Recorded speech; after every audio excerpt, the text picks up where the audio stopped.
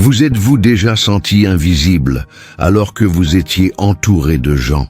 Avez-vous déjà remarqué à quel point il est douloureux d'essayer d'être tout pour tout le monde, sauf pour soi-même? Il y a des jours où le corps bouge, réagit, accomplit ses tâches. Mais l'âme se contente d'observer en silence, comme quelqu'un qui est resté en arrière, assis sur le sol d'une pièce sombre, attendant qu'on se souvienne de lui. Et vous continuez à servir, à sourire, à aider, même lorsque vous êtes brisé à l'intérieur, comme si votre douleur était un luxe que personne n'a le temps d'accueillir, comme si votre présence n'avait de valeur que lorsqu'elle est utile à l'autre. Mais qu'en est-il lorsque c'est vous qui en avez besoin? À quand remonte la dernière fois où vous vous êtes vraiment écouté, sans précipitation, sans culpabilité, mais avec affection, avec patience, avec présence? Vous courez, vous faites plaisir, vous vous adaptez, mais et vous? Où est passé celui que vous êtes? Peut-être avez-vous appris que l'amour vient après le sacrifice, que votre douleur doit attendre. Mais au fond de vous, votre enfant intérieur murmure « Pourquoi pas moi ?» Carl Jung, le maître qui a dévoilé les profondeurs de la psyché humaine, dirait qu'elle est votre ombre, cachée, mais pleine de vie, attendant que vous la choisissiez. Avez-vous déjà eu le sentiment qu'en vous annulant, vous vous trahissiez vous-même? Cette blessure ne s'explique pas, mais elle saigne. Dans la fatigue, dans la culpabilité, dans un vide qui ne se nomme pas. Vous souvenez-vous de ce que c'est que de s'accepter sans jugement? Connaissez-vous encore le chemin du retour vers vous-même? Cette vidéo est pour vous, qui avez oublié d'être votre priorité. Car la vérité est simple et dure. Vous ne guérirez pas émotionnellement tant que vous continuerez à vous mettre en dernier. Vous vous êtes mis en dernier tellement de fois que vous avez fini par oublier ce que c'était que d'être la première, être le premier à s'écouter, être le premier à s'accueillir, être le premier à dire « Cela me fait mal et je mérite d'arrêter ». Mais non, vous avez appris à ignorer la gêne, à sourire à l'extérieur, alors que vous saignez à l'intérieur, à minimiser votre propre douleur avec des phrases qui ne guérissent pas. Il y a des gens qui vivent des choses pires. Je ne peux pas m'arrêter maintenant. Ça va passer. Et ça a passé. Des jours, des mois, peut-être des années ont passé. Mais vous êtes resté. Vous êtes resté immobile à cet endroit intérieur où la douleur a commencé.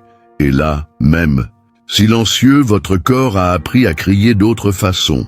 Anxiété, fatigue chronique, insomnie, apathie. Le corps réclame ce que l'âme a tu, et vous essayez encore de tout résoudre à l'extérieur. Tu essaies de réparer tes relations, de faire ton travail, de tenir tes promesses, mais à l'intérieur, ton absence de toi-même est devenue un bruit si constant que tu ne le remarques presque plus. Presque. Car il arrive un moment où la fatigue n'est plus seulement physique, c'est une fatigue de toi-même, un épuisement d'être toujours là pour tout le monde, sauf pour toi. Il arrive un moment où cela devient fatigant, vraiment. C'est fatigant d'être fort tout le temps, c'est fatigant de faire semblant que tout va bien alors que ce n'est pas le cas, c'est fatigant de s'occuper de tout le monde. Et que personne ne vous demande si vous avez bien dormi cette nuit, ou si vous avez pleuré sous la douche, ou si vous croyez encore que les choses vont s'améliorer.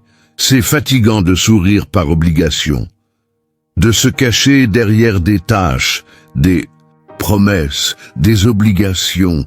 C'est fatigant d'être présent pour les autres et absent pour soi-même.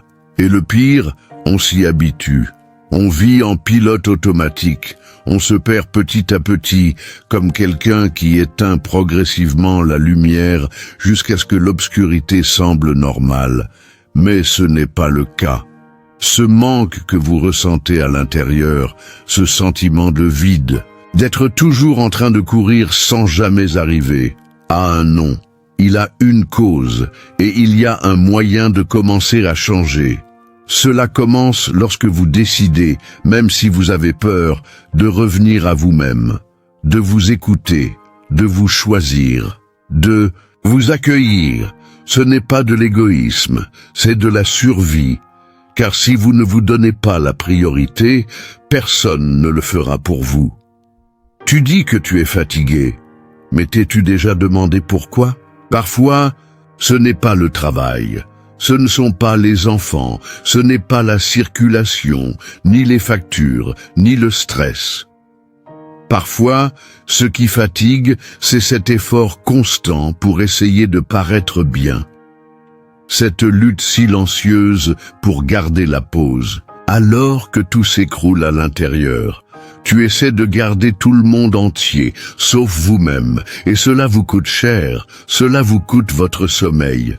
Votre santé, votre joie, cela vous coûte votre légèreté, et surtout, cela vous coûte votre vérité. Car il y a des jours où vous ne savez même plus qui vous êtes. Vous vous êtes tellement habitué à répondre aux attentes, à tout gérer, que vous avez oublié ce que vous aimez, ce que vous ressentez, ce dont vous avez besoin. Vous vous êtes laissé reléguer au bas de la liste. Mais la guérison ne naît ni de la précipitation, ni de l'exigence. La guérison naît d'un espace intérieur qui ne s'ouvre que lorsque tu décides, avec courage, de t'arrêter et de t'écouter, et de te demander « De quoi ai-je besoin maintenant ?»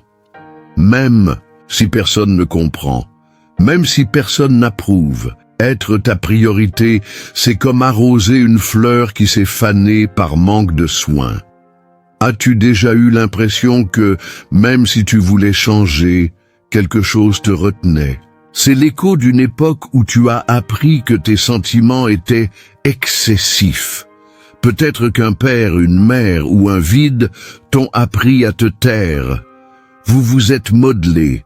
Vous êtes devenu celui qui ne dérange pas, celui qui cède. Toujours. Mais ce vide n'est pas vous, c'est ce qu'on vous a appris à porter. Carl Jung dirait que guérir, c'est intégrer l'ombre, accueillir la douleur que vous cachez. Et si vous arrêtiez de vous culpabiliser d'avoir des sentiments, que dirait votre enfant intérieur s'il savait qu'il est suffisant? Se donner la priorité, c'est lui donner ce qu'elle n'a jamais eu, un espace pour exister. Commencez petit, pleurez sans honte, dites ce que vous ressentez, réservez un moment pour vous. Que feriez-vous si vous croyiez que vous méritez d'être vu? C'est ça la guérison, se choisir même petit à petit. Quelle est la prochaine étape pour accueillir celle que vous avez toujours été? S'accepter soi-même, c'est comme retrouver le chemin du retour. Avez-vous déjà regardé en vous et ressenti un vide inexplicable, comme si vos rêves, vos désirs étaient restés coincés quelque part? Peut-être avez-vous appris que l'amour est conditionnel. Soyez gentille, soyez calme, soyez moins. Alors, vous vous êtes effacé. Vous avez gardé vos désirs pour vous. Vous avez caché votre lumière. Selon Jung, votre ombre garde ses parties rejetées, votre colère, vos désirs, votre force. Lorsque vous vous donnez la priorité, vous les mettez en lumière. Et si vous disiez à votre enfant intérieur, « Tu peux briller », de quoi rêvait-il avant d'apprendre à se retenir? Commencez petit, un « oui » à ce qui vous rend heureux, un moment sans précipitation. Se donner la priorité, ce n'est pas abandonner les autres, c'est se sauver soi-même. Vous n'avez pas à porter le poids de la culpabilité de vouloir être entière. Que demanderait votre âme si elle savait que vous êtes prête à l'écouter? Faites un pas pour sauver cette partie de vous qui attend encore. Se sauver soi-même, c'est comme rallumer une flamme qui ne s'est jamais éteinte. Avez-vous déjà eu l'impression d'être divisé entre qui vous êtes et qui vous pensez devoir être? Cette division est née à un moment où vous avez appris à vous rabaisser. Peut-être qu'un silence, une critique ou une absence vous ont fait douter de votre valeur. Mon père m'a blessé. Pourquoi ne blâme-t-on que les mères? Cette douleur résonne en vous. Ce n'est pas seulement la mère qui façonne. Le père, avec sa distance ou sa rigidité, laisse également des traces. Et si vous cessiez de porter cette culpabilité, qui n'est pas la vôtre? Que dirait votre enfant intérieur s'il savait que vous le choisissez? Se donner la priorité, c'est dire « Je mérite d'être ici ». Commencez petit. Un moment de paix. Un non, sans crainte. Un désir redécouvert. Que feriez-vous si vous croyiez que vous êtes suffisante? Votre guérison commence lorsque vous vous placez en premier. Quelle est la prochaine étape pour écouter votre propre voix? Écoutez votre voix. C'est comme trouver une rivière qui a toujours coulé en vous. Avez-vous déjà senti que, même si vous vouliez être libre, quelque chose vous retenait? C'est votre enfant intérieur qui porte le poids d'un amour assorti de conditions. Peut-être avez-vous été la forte, celle qui ne pleure jamais, celle qui supporte toujours tout. Mais cela vous a coûté cher. Vous vous êtes oublié. Lorsque vous vous ignorez, cela pèse. Dans l'anxiété, la fatigue, les silences qui crient. Et si vous vous arrêtiez pour l'accueillir, que dirait-elle si elle savait que vous êtes là? Se donner la priorité est un acte de rébellion contre l'abandon de soi.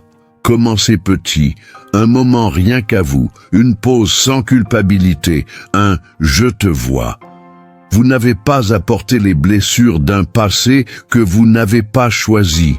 Votre histoire change lorsque vous décidez d'être votre priorité. Que feriez-vous aujourd'hui si vous croyiez que vous méritez de briller? Faites un pas pour devenir la maison où réside votre lumière. Être votre propre maison, c'est comme ouvrir une fenêtre dans une pièce oubliée. Avez-vous déjà eu l'impression que, même si vous vouliez changer, le passé vous retenait? C'est votre enfant intérieur qui porte les marques d'une époque où vous vous sentiez invisible. Peut-être un père absent, une mère qui ne savait pas vous voir, ou des silences qui pesaient. Vous avez appris que vos désirs étaient de l'égoïsme, votre voix, une nuisance. Alors, vous vous êtes tu, vous vous êtes effacé, vous vous êtes contenté de peu.